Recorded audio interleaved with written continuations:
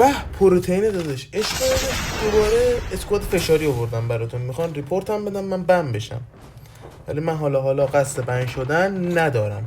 هستم اینجا AFK بود زدم در ادامه. ببینید دیگه چیا میگن، اودن و 117 و ریپورت و حالا کلا هست. لایک و ساب یادتون نره. عشق منی، برید ادامه ویدیو رو ببینید.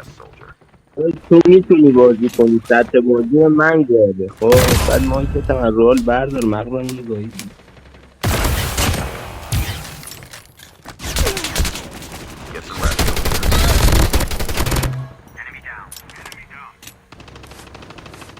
چه جوری تو نمردی؟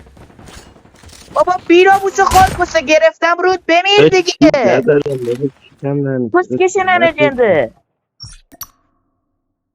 چرا باید بیام تو آلکات؟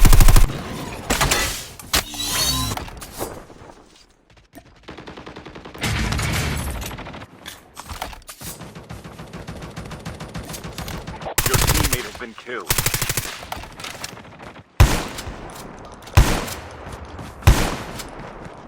Major instability detected. بابا کسنانه چقدر وانشاد. یه وقت دیدی اکانتت بند شد تعجب نکنی ها، هر 4 تامون ریپورتت میدیم. پوسکش The airdrop is coming. بیا چیتمو زدم، 2 تاشون انداختم.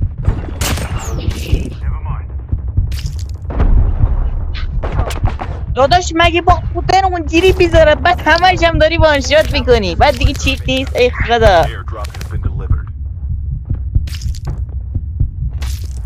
Shotgun here. داداش او آیپد یا چیته؟ قشنگ گوشم بازی کنی اینقدر ریسیتی نداری. مشکل Incoming. Airdrop has been delivered. بابا Skill chip ready for بخواد upgrade. بابا. اینم کالاف هم مثل روبلاکس با ایتو شد.